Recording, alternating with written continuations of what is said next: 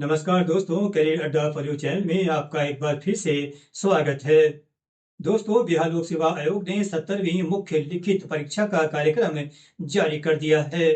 आयोग की ओर से 17वीं मुख्य परीक्षा 25, 28, 29 और 30 अप्रैल को आयोजित की जाएगी।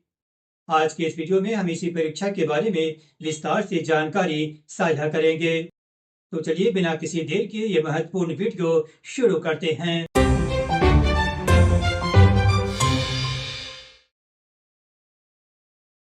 बिहार लोक सेवा आयोग ने एकीकृत 17वीं संयुक्त मुख्य लिखित प्रतियोगिता परीक्षा का कार्यक्रम जारी कर दिया है। ऑनलाइन आवेदन आयोग की वेबसाइट bpsc.bihar.gov.in पर उपलब्ध है। इसे उम्मीदवार देख सकते हैं। मुख्य परीक्षा के लिए ऑनलाइन आवेदन की प्रक्रिया 21 फरवरी से शुरू हो चुकी है। मुख्य परीक्षा के लिए ऑनलाइन आवेदन की अंतिम तारीख 17 मार्च 2025 रखी गई है। इस परीक्षा के लिए आवेदन करने वाले उम्मीदवारों के लिए आयोग ने कुछ महत्वपूर्ण टिप्पणी जारी की है। इसमें पहला है, पीटी परीक्षा में सफल अभ्यर्थियों को मुख्य परीक्षा के लिए अलग से ऑनलाइन आवेदन पत्र भरना है। बीपीएससी मेंस के लिए अभ्यर्थियों को निर्धारित अवधि के अंदर परीक्षा शुल्क विहित प्रक्रिया में जमा करना होगा। वहीं दूसरा है, एकीकृत मुख्य लिखित प्रतियोगिता परीक्षा के सभी पदों के लिए अंकित अनिवार्य विषय वही होंगे जो 17वीं संयुक्त मुख्य लिखित प्रतियोगिता परीक्षा के लिए अनिवार्य विषय हैं। तीसरा है, इस परीक्षा के लिए विभिन्न पदों के लिए दिए गए वैकल्पिक विषय अलग होंगे, जिसमें से किसी एक विषय का चयन करना अनिवार्य होगा। मुख्य परीक्षा के प्रश्न पत्र हिंदी और अंग्रेजी दोनों भाषा में होंगे। अन्य महत्वपूर्ण टिप्पणी यहाँ लिखी गई है, जिसे उम्मीदवार वीडियो को पॉज कर देख सकते हैं। आइए देखते हैं बीपीएससी मेंस इम्तिहान के लिए एग्जामिनेशन फीस कितना रखा गया है।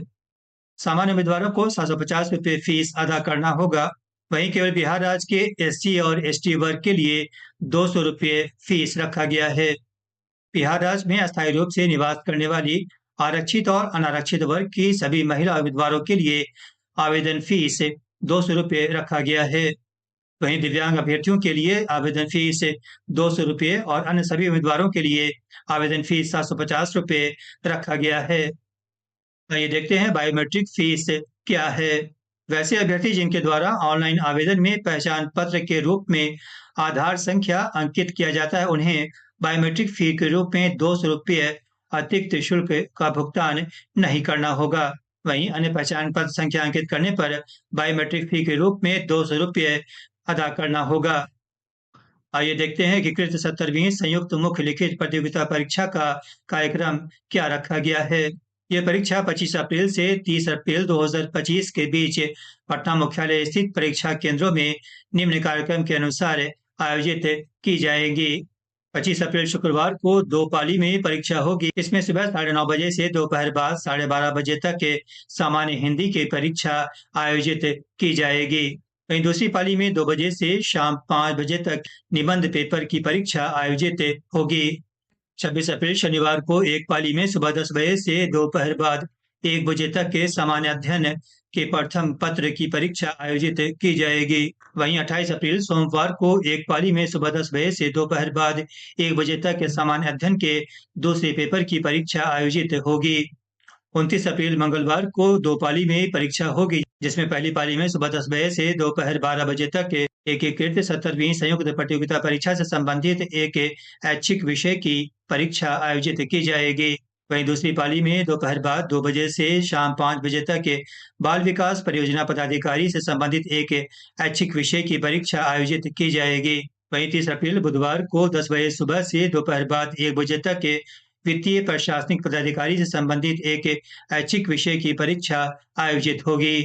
आइए देखते हैं बीपीएससी में इस परीक्षा में पदों की कुल संख्या और वर्गवार पदों की संख्या कितनी रखी गई है। में इस परीक्षा के लिए पदों की कुल संख्या 2035 है। इसमें सामान्य वर्ग के लिए 837 पद रखे गए हैं। वहीं आर्थिक रूप से कमजोर वर्ग ईडब्ल्यूएस के लिए 192 पद आरक्षित हैं। वहीं एससी वर्ग के लिए 316 और एसटी वर्ग के लिए 21 पद आरक्षित हैं। ओबीसी के लिए 335 और बीसी के लिए 257 पद आरक्षित रखे गए हैं। वहीं पिछड़े वर्गों की महिला के लिए 59 पद आरक्षित हैं। उम्मीदवार नोट करें कि समाज कल्याण विभाग में बाल विकास परियोजना पदाधिकारी और वित्त विभाग में वित्तीय प्रशासनिक के पदाधिकारी और समकक्ष के कुल 18 पदों पर भी मुख्य परीक्षा के अंतर्गत नियुक्ति की जाएगी। इस तरह मेंस परीक्षा में पदों की कुल संख्या 2017 प्लस 18 2035 होती है। उम्मीदवार नोट करें कि इन कुल पदों में महिलाओं के लिए 635 है, एक सर्विसमैन के लिए 36 है और दिव्यांग श्रेणी के उम्मीदवारों के लिए 70 आरक्षित पद भी शामिल हैं। आइए इस परीक्षा के कार्यक्रम को विस्तार से जानते हैं। सामान्य हिंदी के लिए कोड 01 रखा गया है। इसके लिए कुल 100 अंक निर्धारित हैं। इसके लिए उम्मीदवारों को 3 घंटे की अवधि दी जाएगी। यह नोट करें कि हिंदी विषय में 30% अंक प्राप्त करना अनिवार्य होगा, लेकिन मेरिट लिस्ट के निर्धारण में इसकी गणना नहीं की जाएगी। वहीं सामान्य अध्ययन प्रथम पत्र का कोड 02 रखा गया है। इसके लिए कुल 300 अंक निर्धारित किए गए हैं। इसके लिए अभ्यर्थियों को 3 घंटे की अवधि दी जाएगी। वहीं सामान्य अध्ययन द्वितीय पत्र के लिए कोड 03 रखा गया है। इसके लिए भी 300 अंक निर्धारित हैं। इसके लिए अभ्यर्थियों को 3 घंटे की अवधि दी जाएगी। वहीं ऐसे पेपर के लिए कोड 38 रखा गया है। इसके लिए 300 अंक निर्धारित हैं। इसे 3 घंटे में लिखना होगा। वहीं इस परीक्षा के लिए वैकल्पिक विषय और विषय कोड यहाँ पर दिया गया है। उम्मीदवार इस वीडियो को पॉज कर अपना विषय और कोड देख सकते हैं। उम्मीदवार नोट करें कि ऐच्छिक विषय में से एक पेपर का चयन करना होगा जो एमसीक्यूज पर आधारित 100 अंकों का होगा। इस परीक्षा की अवधि 2 घंटे होगी। ऐच्छिक विषय में राज्य सरकार की ओर से निर्धारित न्यूनतम कट ऑफ प्राप्त करना अनिवार्य होगा, लेकिन मेरिट लिस्ट के निर्धारण में इसकी गणना नहीं की जाएगी। बाल विकास परियोजना पदाधिकारी और वित्तीय प्रशासनिक पदाधिकारी और समकक्ष के लिए विषय और विषय कोड वही हैं जो 17वीं संयुक्त प्रतियोगिता परीक्षा के लिए निर्धारित हैं। बाल विकास परियोजना पदाधिकारी के लिए वैकल्पिक विषय और विषय कोड क्या रखा गया है, आइए देखते हैं। गृह विज्ञान के लिए कोड 39, मनोविज्ञान के लिए कोड 40 है, समाजशास्त्र के लिए कोड 41 और श्रम एवं समाज कल्याण के लिए कोड 42 रखा गया है। बाल विकास परियोजना पदाधिकारी के लिए परीक्षा देने वाले उम्मीदवारों को उपरोक्त वैकल्पिक विषय में से एक पेपर का चयन करना होगा जो मल्टीपल चॉइस क्वेश्चन पर आधारित 300 अंकों का होगा। इस परीक्षा की अवधि 3 घंटे होगी। वैकल्पिक विषय में राज्य सरकार की ओर से निर्धारित न्यूनतम कट ऑफ प्राप्त करना अनिवार्य होगा और मेरिट लिस्ट के निर्धारण में इसकी गणना की जाएगी। वहीं वित्तीय प्रशासनिक पदाधिकारी एवं समकक्ष के लिए विषय और विषय कोड क्या रखा गया है, आइए देखते हैं। इसमें पहला है वाणिज्य, जिसके लिए कोड 43 है, अर्थशास्त्र के लिए कोड 44, गणित के लिए कोड 45 है और सांख्यिकी के लिए कोड 46 रखा गया है। इन पदों के लिए भी उपरोक्त पद की तरह शर्त पूरी करना अनिवार्य होगा। आइए देखते हैं सर्विस और पोस्ट चॉइस के बारे में आयोग ने क्या जानकारी दी है। ऑनलाइन आवेदन में कोड और सेवा पद का नाम का उल्लेख स्पष्ट रूप से करने को कहा गया है। जिस पद के लिए उम्मीदवार के द्वारा चॉइस पेश नहीं किया जाएगा, उस पद के लिए बाद में उम्मीदवार के द्वारा पेश किसी भी दावे पर कोई विचार नहीं किया जाएगा। मुख्य परीक्षा में सफल उम्मीदवारों का बाद में इंटरव्यू आयोजित किया जाएगा जो 120 नंबरों का होगा। इंटरव्यू के बाद सभी उम्मीदवारों का आयोग की ओर से गठित चिकित्सा बोर्ड के जरिए स्वास्थ्य जांच किया जाएगा, जिसमें शामिल होना अनिवार्य है। इस जांच के लिए उम्मीदवारों को 16 रुपये नकद जमा करना होगा। मेडिकल बोर्ड की जांच के बाद अगर उम्मीदवार विहित सेवा के लिए निर्धारित अपेक्षाओं को पूरा नहीं कर पाता है तो वो इस सेवा के नियुक्ति के लिए नहीं चुना जाएगा। आइए देखते हैं मेंस इम्तिहान में मेरिट लिस्ट कैसे बनाई जाएगी। 17वीं संयुक्त मुख्य परीक्षा के 900 अंक, जिसमें सामान्य अध्ययन प्रथम पत्र के 300 अंक, सामान्य अध्ययन द्वितीय पत्र के 300 अंक, निबंध के 300 अंक और इंटरव्यू के 120 अंक, कुल 220 अंकों के आधार पर मेरिट लिस्ट तैयार करते हुए आरक्षण कोटिवार अंतिम परीक्षाफल का प्रकाशन किया जाएगा। वहीं बाल विकास परियोजना पदाधिकारी और वित्तीय प्रशासनिक पदाधिकारी और समकक्ष के लिए भी यही नीति अपनाई जाएगी। फाइनल मेरिट लिस्ट में समान नंबर प्राप्त होने की स्थिति में जिस उम्मीदवार को मुख्य लिखित परीक्षा में अधिक अंक प्राप्त होंगे उसे मेरिट लिस्ट में ऊपर रखा जाएगा। मुख्य लिखित परीक्षा के नंबर समान होने की स्थिति में वैकल्पिक विषय के नंबर के अनुसार मेरिट लिस्ट तैयार की जाएगी। वैकल्पिक विषय में नंबर समान होने की स्थिति में उम्मीदवार की जन्म तिथि के आधार पर अधिक उम्र तथा जन्म तिथि समान होने पर उम्मीदवार के नाम को देवनागरी लिपि में वर्णमाला के अनुसार मेरिट लिस्ट में स्थान दिया जाएगा। मेरिट लिस्ट के अनुसार उम्मीदवारों के द्वारा भरा गया पोस्ट चॉइस और रिक्तियों की उपलब्धता के आधार पर पद का आवंटन किया जाएगा। आयोग सफल उम्मीदवारों को विज्ञापन में वर्णित किसी भी सेवा पद के लिए अनुशंसित करने का अधिकार रखता है, जिसके लिए उम्मीदवार ने इच्छा प्रकट की है तथा जिसके लिए आयोग उसे योग्य समझता है। आइए देखते हैं इस परीक्षा के लिए आरक्षण और आरक्षण का कोड क्या रखा गया है।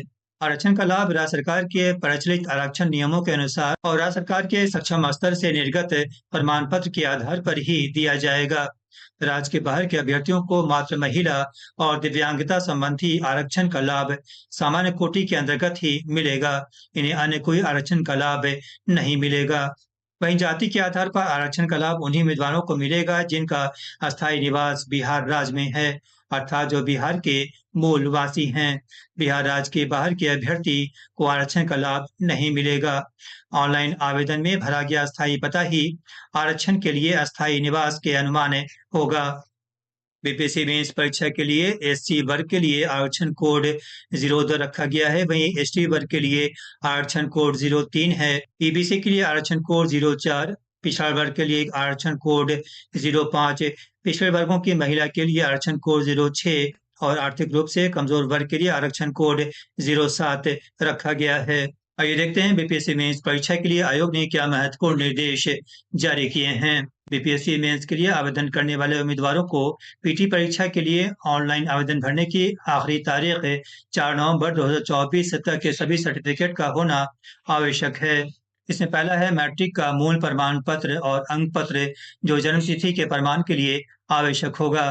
दूसरा है स्नातक अथवा समतुल्य डिग्री का प्रमाण पत्र। तीसरा है एससी और एसटी वर्ग के उम्मीदवारों के लिए उनके पिता के नाम और पता से निर्गत जाति प्रमाण पत्र और अस्थायी निवास प्रमाण पत्र। चौथा है अत्यंत पिछड़ा वर्ग और पिछड़ा वर्ग के उम्मीदवारों के लिए उनके पिता के नाम और पता से निर्गत क्रीमीलेयर रहित प्रमाण पत्र फॉर्म 10। अन्य महत्वपूर्ण निर्देश यहाँ पर दिए गए हैं। उम्मीदवार वीडियो पॉज कर इसे देख सकते हैं। उम्मीदवारों को आवेदन पत्र में वर्णित सभी प्रमाण पत्र साक्षात्कार के समय मूल रूप से प्रस्तुत करना अनिवार्य होगा। अगर कोई अभ्यर्थी साक्षात्कार के समय अपूर्ण या त्रुटिपूर्ण प्रमाण पत्र प्रस्तुत करता है तो उसे सुधार का अंतिम अवसर देते हुए औपबंधिक रूप से इंटरव्यू में शामिल होने की सशर्त अनुमति दी जाएगी। अगर निश्चित अवधि के बाद भी अभ्यर्थी वांछित प्रमाण पत्र जमा नहीं कर पाते हैं तो उपलब्ध साक्ष्य के गुण दोष के आधार पर उनकी उम्मीदवारी रद्द की जा सकती है। उम्मीद है आप सभी को ये जानकारी पसंद आई होगी। जानकारी पसंद आई हो तो फटाफट इस चैनल को सब्सक्राइब, लाइक, कमेंट और अधिक से अधिक शेयर करें। इसके साथ ही नोटिफिकेशन की घंटी को भी प्रेस करना ना भूलें ताकि हमारे आने वाली तमाम अहम वीडियोस सबसे पहले आप तक पहुंचे। मिलते हैं अगले वीडियो में एक नई और शानदार जानकारी के साथ। नमस्कार।